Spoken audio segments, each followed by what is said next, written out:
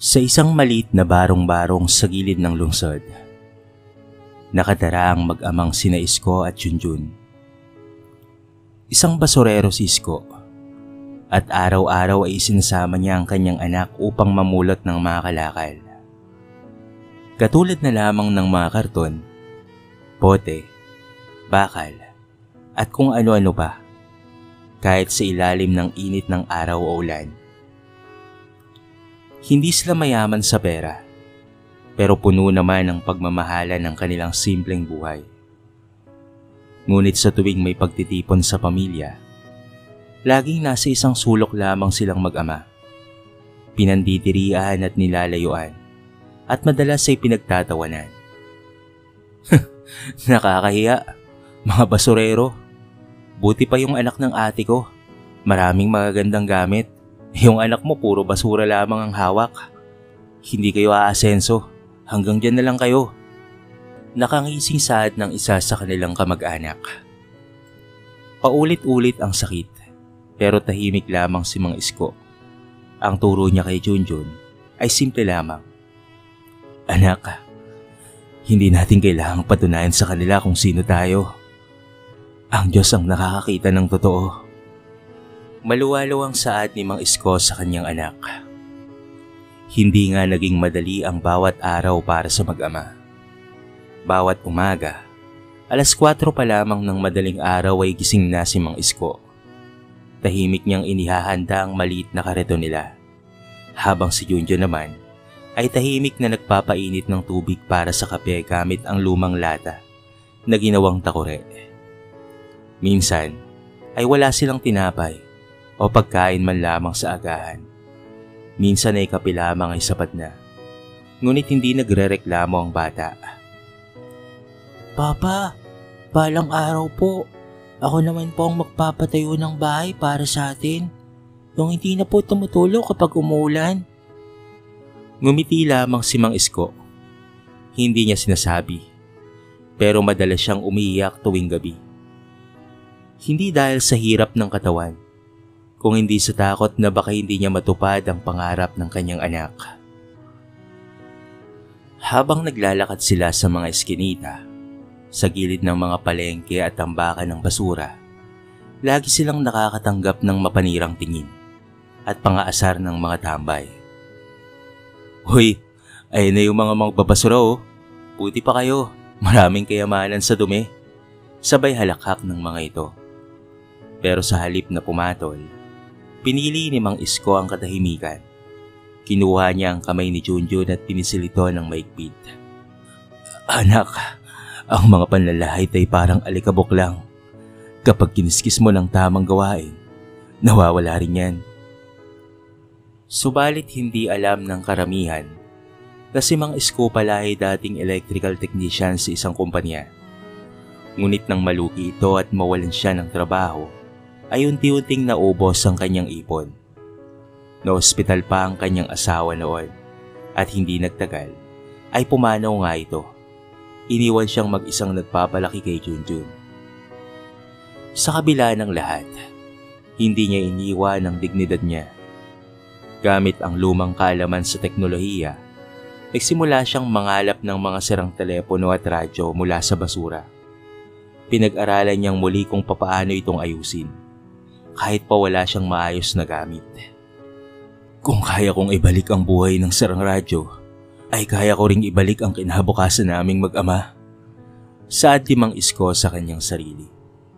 Minsan, binigyan siya ng isang lumang laptop ng isang estudyanteng mayaman na naawa sa kanila. Bagamat may sira ito, ginugol ni Mang Isko ang 3 linggo sa pagbuo nito, gamit ang ibang piyesa mula sa ibang junk. Kahit papaano'y may background rin si Mang Isko sa paggawa ng ilang mga gadgets. Kaya naman nagawa niya ito ng maayos. Nang muling umandar ang laptop, parang nabuhay muli ang pag-asa. Ginamit ito ni Junjun sa pag-aaral. Natuto siyang gumamit ng internet sa public library at nag-aral ng science at math online. Tuwing gabi nagbabahagi siya ng natutunan sa kanyang ama. Papa, alam mo ba, Sa ibang bansa ay may mga kumpanya na bumibili ng lumang cellphone para lamang sa gold parts. Baka po pwede rin tayong bumili ng mga sirang cellphone. Tapos kapag naayos nyo po ay pwede nyo pong ibenta sa ibang tao. Saad ni Junjun sa kanyang ama. Ganun ba anak? Aba, magandang ideya nga yan. At baka doon na tayo makahanap ng bagong simula. At doon nga nagsimula ang ideya ng Basura Tech. Isang maliit na programang ginawa nilang mag-ama kung saan binibili nila ang mga lumang gadgets o mga sirang mga gamit at inaayos ang mga ito at pagkatapos ay binibenta sa murang halaga sa mga estudyante. Dahil nga roon ay mabilis na lumaganap ang balita sa mga karatig lugar. May mag-amang basurero na kayang mag-ayos ng mga lumang gamit at gadgets, pati na rin mga appliances. Sa unay paunti-unti lamang ang dumarating. Isang sira-sirang cellphone, isang lumang blender, isang tablet, at iba pang mga appliances na ayaw na talagang gumana. Pero ang ginagawa ni Mang Isko ay hindi lamang pag-aayos. Nililinisan niya ang mga ito ng maigi, isinasalansan, at ibinabalik sa dating anyo. Halos bago na ngunit mas mura ang halaga. Sa likod ng bawat item ay may maliit na sulat mula kay Junjun. Salamat po sa pagtangkilik. Ang bawat pinibili niyo po ay tumutulong sa aking edukasyon. Lumipas ang mga taon. Unti-unting lumaki ang tiwala ng mga tao sa kanila. May mga guro, estudyante, at maging ilang NGO na nagsimulang makipag-partnership sa kanila para sa e-waste recycling drive. Isang gabi, habang nagbibilang sila ng kinita galing sa unang community gadget fair na sila mismong mag-amang nag-organisa, napahinto si Mang Isko. Anak, hindi ko akalaing aabot tayo rito. Mula sa kariton, ngayon ay may sarili na tayong pwesto. Oo nga po pa pero hindi lang po yan yun. Kasi may scholarship offer po ako mula sa Manila Science University. Hindi makapaniwala si Mang Isko. Niyakap niya ng mahigpit ang kanyang anak. At sa unang pagkakataon sa mahabang panahon, umiyak siyang hindi dahil sa lungkot, kung hindi sa sobrang kasiyahan at galak. Dahil sa kanilang tagumpay, napansin na rin sila ng mga kamag-anak. Minsan ay nagkakasalubong sila sa grocery. Halos hindi makatingin ang tita Celia ni Junjun. Isa sa mga unang nang lahit sa kanilang mag-ama. Isko, kayo ba yan? Uy Junjun, ang tangkad mo na. Aba napakagwapo at maayos yun na ngayon . Pero si Mang Isko, katulad lamang ng dati, ay mahinaon lamang ito. Magandang araw po ate. Kamusta po kayo? Walang bahid ng yabang, ni hindi niya ipinagmalaki ang tagumpay nila. Ang dala pa nga nila ay mga relief goods mula sa komunidad na sinasalihan nila noon. Sa kabilang banda, sa isip-isip ni Junjun, ito ang tinuro ni Papa, ang kabutihan, hindi kailanman dapat na mawala, kahit pa sa mga taong hindi naging mabuti sa'yo. Saad ni Junjun sa kanyang sarili. Subalit hindi pa rito nagtatapos ang kanilang laban ng mag-ama. Isang araw, nanakawan sila ng malaking halaga mula sa kita ng online store. Ang lahat ng naipon nilang pondo para sa pagpapalawak ng negosyo ay nawala na lamang ng parang bula dahil sa scam. Para bang muling bumagsak ang mundo sa kanila. Ilang gabi silang hindi makatulog ng maayos at si Junjun ay halos mawalan ng pag-asa. Pa, parang paulit-ulit na lang tayo. Akala ko po ay tuloy-tuloy na tayo.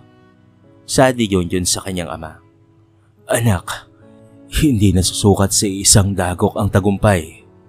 Kung dati nga, basura lang ang meron tayo pero nakabangon tayo. Ngayon pa kaya anak? Saad ni Mang Isko sa kanyang anak na si Junjun. Dahil doon, ay parang nagkaroon ng pag-asa si Junjun. Para bang napawi ang lahat ng kanyang alalahanin dahil sa sinabi ng kanyang ama. Tama naman kasi talaga ang sinabi nito. Noon ay walang-wala sila, pero ngayon ay naranasan nilang umangat sa buhay. At kahit papaano, Hindi naman lahat ng kanilang inipon ay nawala. Sa tulong ng mga dating suki, ng community na naniniwala sa kanila, at ng mga kaibigan na kanilang natulungan noon, ay unti-unti nilang nabawi ang lahat ng nawala. Nagpakita ng suporta ang mga taong dating customer nila. May isang guro na nag-donate ng gamit, isang estudyante na tumulong sa website, at isang doktor na binigyan sila ng bagong espasyo para sa tindahan. Mula nga noon, ay unti-unting muling lumago ang kanilang basura tech. Naging mas abala si Junjun habang nagpapatakbo ng kanilang negosyo. Tinapos niya ang kursong engineering na may major ng renewable technology. Sa kanyang huling taon, nagsumite siya ng panukala para sa isang solar power learning kit na gawa ng recycled electronics. Napansin ito ng isang kilalang non-profit na tumutulong sa mga liblib na paaralan. Sa isang iglap, naging bahagi ang kanilang proyekto sa isang nationwide campaign para sa digital education access. Isa sa mga kondisyon, kailangan nilang bumalik sa mga lugar kung saan maraming estudyanteng salat sa kagamitan. Isang araw, bumisita sila sa isang maliit na paaralan sa bundok. Naku, wala akong kuryente dito. Mahina ang mga signal. Wala ring sapat na mga libro. Pero may mga batang gusto pong matuto. Saad ng isang guro. Dahil dito, nabuksan muli ang puso ni Junjun. Ako rin po dati ganyan. Pero may isang taong naniwala sa akin. Ang tatay ko po. At ngayon, kami naman po ang maniniwala sa inyo. Ipinamahagi nila ang solar-powered learning kits at sinanay ang mga guro kung papaano itong gamitin. Ang mga batang dating walang gamit ay ngayon ay may digital modules, audio lectures at visual lessons. Lahat ng iyon ay dahil sa basura. Minsan, habang pauwi na si Mang Isko galing sa isa sa mga training center nila, nadaanan niya ang isang sari-sari store. May lumapit sa kanyang batang lalaki. Tito, kayo po ba yung nagbigay ng tablet sa school namin? Ang galing-galing po nun. May science na po kami. Napangiti siya. Binilahan niya ng candy ang bata at sabay sabing, "Mabuti naman kung ganun.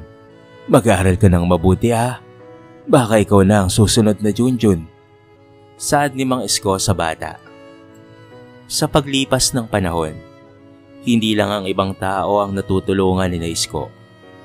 May mga dati silang kamag-anak na nalugi sa negosyo, nawalan ng trabaho, at ngayon ay lumapit para humingi ng tulong sa kanila. Dala ng dating sakit, si Junjun ay nag-alinlangan. "Pa, sila yung unang nagmalit sa atin noon. Ngayon sila ang humingi ng tulong. Hindi ba nakakainis yun?" Ngunit isang salita ang ipinahayag ni Mang Isko. "Palagi tayong maging mabuti sa iba, anak. Kahit wala silang ginawang mabuti sa atin. Hanggat kaya nating tumulong ay gawin natin, anak. Dahil ito ay biyaya ng Diyos." Napatahimik na lamang si Junjun sa sinabi ng kanyang ama. Tama naman ito. Mas mabuti ang magpatawad kaysa magtanim ng galit o sama ng loob sa kapwa. At gaya nga ng dati, ay mas pinili nga nila ang magpatawad. Tinanggap nila ang ilang mga kamag-anak sa bagong bukas nilang sangay ng negosyo.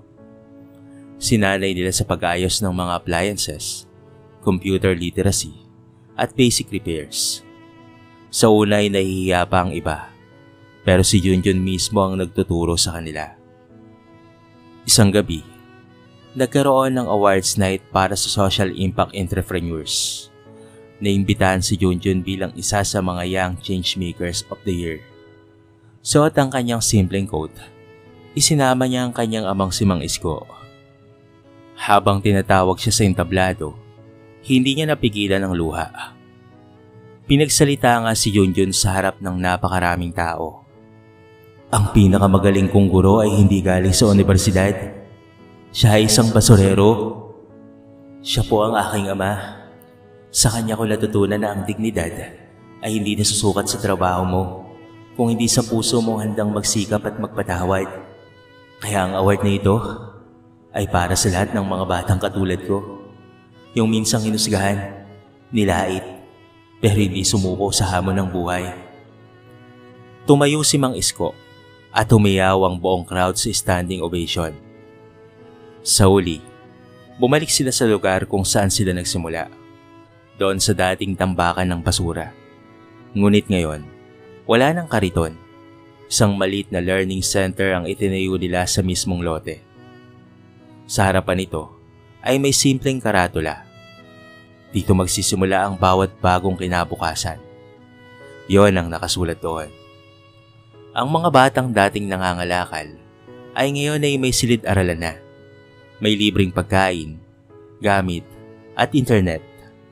Lahat ng ito ay mula sa isang pangarap ng mag-amang pinilit na lagpasan ang bawat hamon ng buhay. Kinabukasan, Pa, ito na ang bahay na pinapangarap natin noon. Bahay na hindi na putas-putas ang bubong at bahay na hindi na pinapasok ng tubig. Saad ni Junjun sa kanyang ama, habang si Mang Isko naman ay nakangiti habang maluwa-luha. Tama ka dyan, anak. Napakasaya ko at nagkaroon tayo ng ganito kagandang tahanan. Ang kwento ni Mang Isko at Junjun ay hindi lamang patungkol sa basura, kahirapan o tagumpay. Ito'y kwento ng bawat tao na minsang napag-iwanan, natiis ang pangungutya at piniling manahimik habang ginagawang hakbang ang bawat pasakit. Dati nga silang tinatawag na mga basurero, pero ngayon ay tinuturing silang haligi ng pag-asa. Dati silang inilalayo sa mga handaan, subalit ngayon, sila na ang inihahandog bilang inspirasyon sa bawat pagtitipon. Hindi sila naging matagumpay dahil sa swerte, hindi rin dahil sa koneksyon o yaman. Naging matagumpay sila dahil sa pananampalataya, sipag at kabutihan ng loob. Mga bagay na hindi kayang ibenta, hindi kayang nakawin, at higit sa lahat, hindi kayang maliitin. At sa tuwing may batang mangangarap, maaaring marinig nila ang kwento ni Mang Isko at Junjun at masabi nila sa kanilang mga sarili, kung nagawa nila, kaya ko rin. Ang tunay na yaman ay hindi lamang nasa bangko, kung hindi sa mga pusong hindi nawalan ng dangal at sa mga taong tumulong kahit sila'y dati ring walang-wala. Sa kwentong ito ay marami tayong mapupulot na aral. Isa na nga riyan, ang hindi kahihiyan ng maging mahirap. Hindi kahihiyan ng maging mabait sa mga nananakit. At hindi kailanman imposibleng umasenso. Basta't may puso kang buo, isip na bukas, at pananalig na matatag. Walang iba kung hindi sa ating Panginoon. Kayo mga kabarangay, ano ang masasabi nyo sa ating kwento sa araw na ito? I-comment nyo naman sa baba ang inyong mga reaksyon at babasahin natin ang lahat ng yan. Kung bago ka pa lamang sa ating channel, baka naman pwedeng pakikita ang subscribe button at bell notification button para naman updated ka sa mga bago nating upload na tulad nito. So paano mga kabarangay? Hanggang sa muli, thank you so much and peace out.